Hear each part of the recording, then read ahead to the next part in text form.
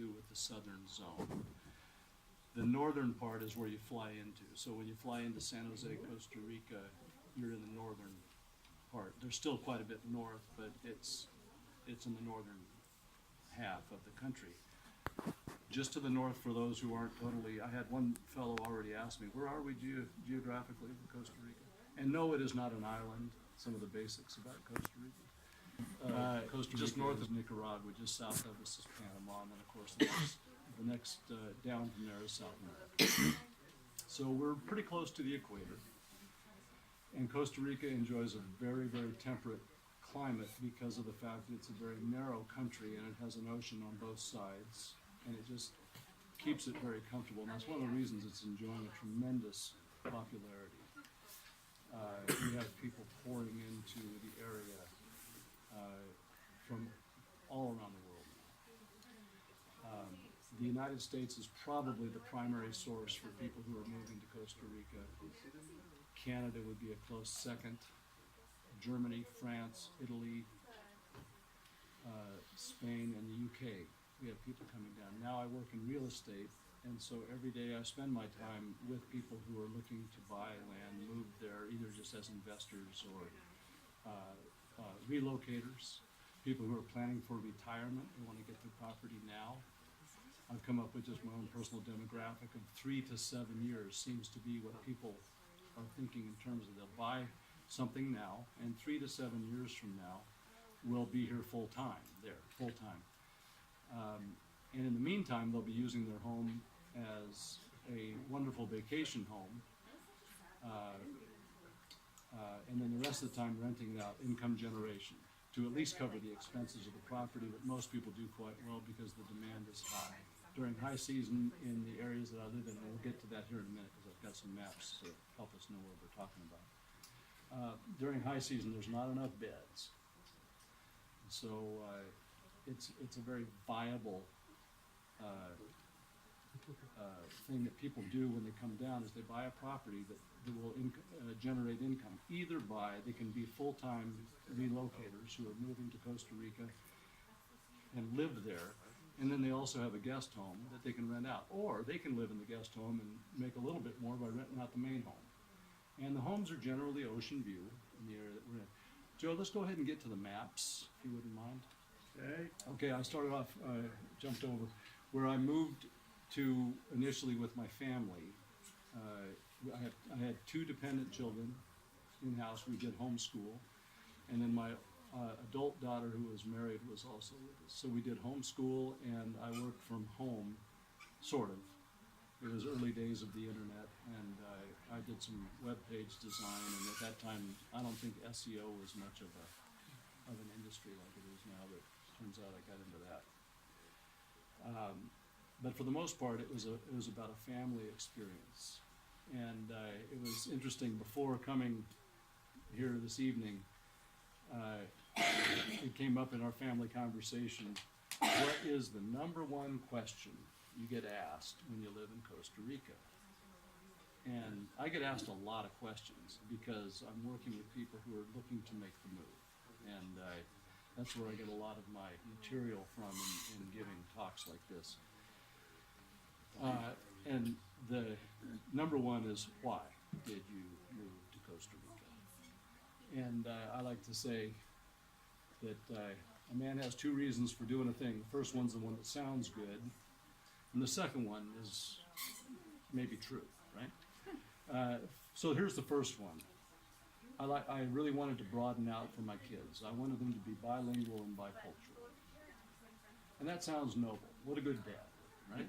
Okay, that's reason number 1. Reason number 2, I wanted to be bilingual and bicultural. I wanted to broaden out. And the first one's true as well. I wanted my family to have that experience. We lived in Aspen, Colorado, beautiful lifestyle. I was in the art business, a successful art gallery, did a lot of world travel, buying and selling art. It was a wonderful life. And so I like to make that point because when you live in Costa Rica, sometimes people say, are you running from something? No, it was really a good life. We wanted simply to broaden out. And I say it didn't even have to be better. It just had to be different. That's what we wanted. It's just something we lived in that area of Colorado for 20 years, and it was just wanted to broaden out.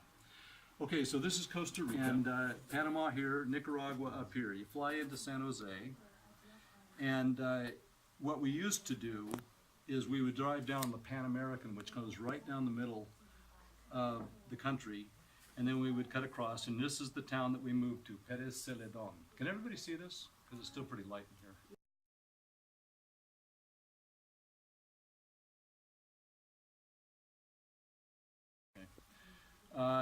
Pérez Celedón it's called that. It's called San Isidro. It's typical of Latin America to have a lot of different names for the same place. We lived here, and we chose it because of its proximity to the ocean. We wanted, as a family, to be able to spend time on the beach. It is also, like I said, the largest. I think it's funny to call it a city, but that's what they call it, is the city. I don't know what compared to Davis, it must be maybe an eighth. I don't know, it's just a little place. It's got a few streets and commercial central hub. But one day a week, we would travel from Pérez Celedón down to Dominical. And Dominical was at that time the only town on the coast that was known, and now the other towns in the area are becoming known. Let's go to the next one, Joe. Okay. And I've drawn, my business is called Guys in the Zone, because we always refer to where we live as the zone. And it's an area just right here. It's made up of a string of 3 towns.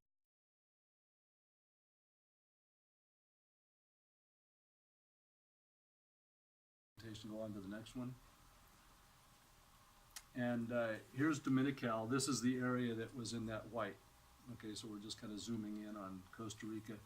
The area that I've lived in and worked in now for these years has been from Dominical up here down to Ojochal in the south. And you've got Uvita in the middle.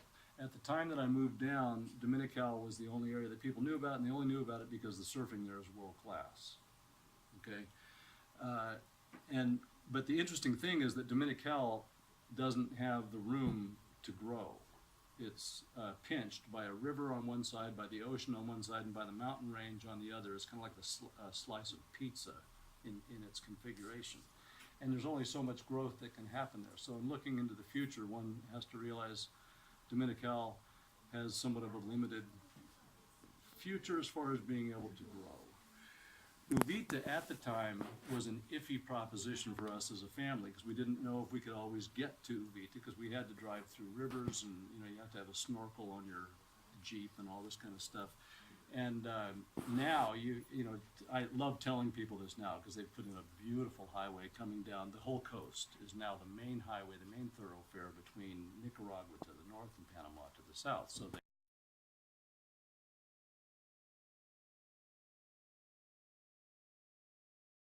before, when there wasn't really good passage between the two countries, Costa Rica was under a lot of pressure from the governments of those two countries saying, we're trying to get our trucks through your country, and they are constantly getting stuck and having problems. And the answer to that was to beef up the coastal highway. So now the connection between or through Costa Rica is primarily on the coast, and the highway is gorgeous because it's fairly new and it was very well made. Between Dominical down to Uvita and on down to Ojochal and on further south. You can keep going and drive on down to Panama. Panama is about 2 hours south of where I live. The mountain range between Dominical and Uvita very thoughtfully is parallel to the ocean, very much like what you have here in California. It was a luck of the draw that happened. The southern part of Costa Rica is formed by tectonic plates. The northern part of Costa Rica is formed by volcanic action. Tectonic plates there's no rational logic to what they do. They just sort of hit each other and do whatever they want to do.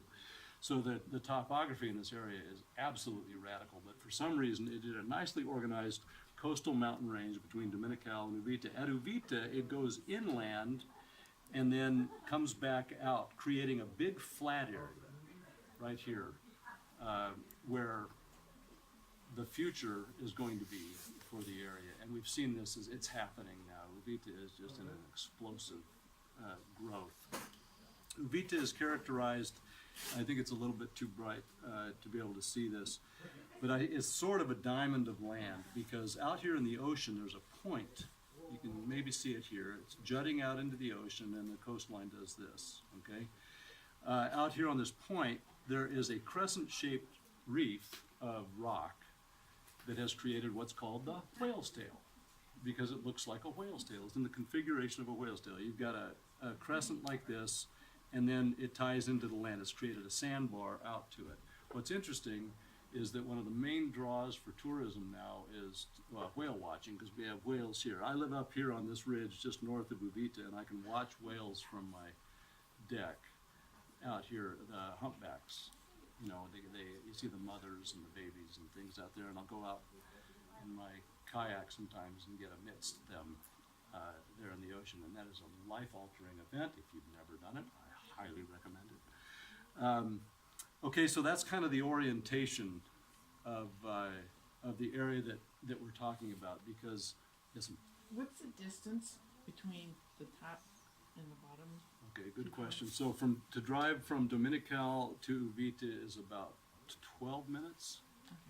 To drive from Uvita to Ojochal is about that again, 15 minutes probably. So the whole thing is 30 minutes. Yeah. To get from Uvita, from my home in Uvita up to San Isidro, where we started, is about an hour. Okay. There's an inland road that connects very nicely there. It goes over a beautiful, extraordinarily beautiful mountain pass.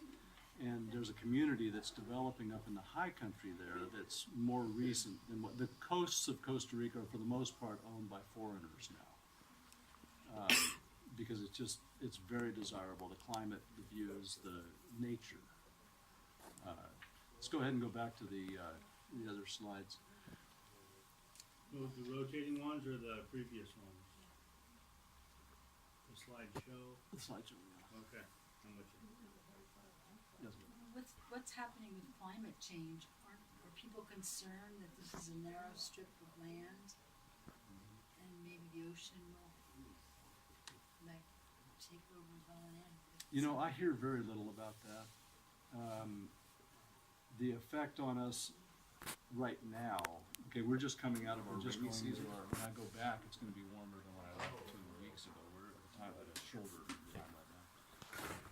The rainy season we just came out of was the coldest I've ever remembered that I've ever experienced in Costa Rica.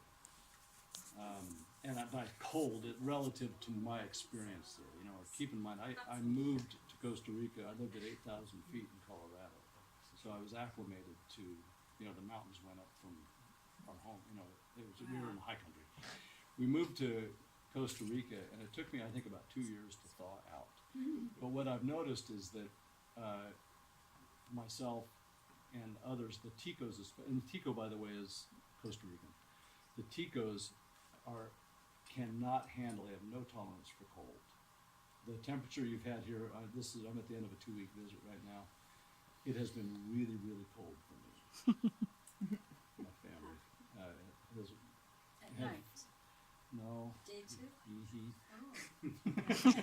Wow. I wasn't sure if I'd have to wear a sweatshirt. Today was record warm. Has it been? Today was a record warm Was it? high. I know, and I say Costa Rica ruins your internal thermostat. Because it has a little bit of variation throughout the course of the year, but not much. And it's really pretty comfortable. Now it's hot at times. Now in Uvita, Matt's gone. Yeah. In Uvita, you know, where there's shops and, you know, roads and cement, it gets hotter than I like. My home is at 600 feet, and it's, you know, looking out at the ocean, so I have these wonderful breezes. I don't have air conditioning. You know, I have on my bed, this is a question that my mother asked me the other day. I'm going to include this because I had this question too. How do you sleep in Costa Rica? What do you need, right? Some people who live at sea level down will only use a sheet. I have a sheet and I have a quilted bedspread, and I'm under both of them and just kind of regulate with the movements of my body. And I have a fan overhead, and I'm very comfortable. Most of the homes that are being built in this area have air conditioning in them. And the primary reason that people put air conditioning in their homes is because when you rent a home, it has to say as a line item, air conditioning. Otherwise, people who are looking for a rental are gonna hop over yours and go to the guy who's got it. But when people get there, they just don't use it. It's not necessary. Is There- there a lot of humidity? Is that the reason? That- There's a lot of humidity, Yeah, yeah, because humidity tends to make things warmer, yeah. colder, but. And there's, Costa Rica has microclimates caused by all of the abundant life there, and I think that the near oceans, because of being a narrow country.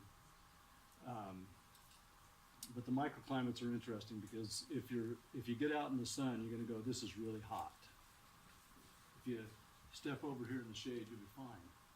It's just really quite something. You go to the beach, you run around on the beach for a while, it's a lot of sun, there's a lot of equatorial sun. But just step inside, or just off of the beach, onto the almond trees, which are what the macaws primarily eat. But they have this wonderful way of growing that's very horizontal. They go up and they do this, and they create an umbrella, so there's shade all alongside the beach. And it's comfortable.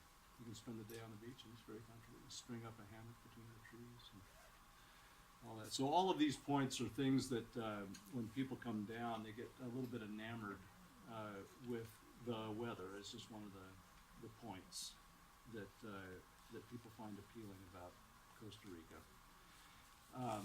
The nature is incredible, and it has a reputation, and it's well deserved. The howler monkeys start at 4:30 in the morning, and it's delightful. And sometimes I get stereo, sometimes because the males have to, if one howls, the other guy has to respond. He doesn't have a choice. I've seen it. I've actually tried to imitate the howlers on occasion, and I've gotten into a conversation with this guy, and he has to have the last word. I just kept doing it. Finally, I got tired. So,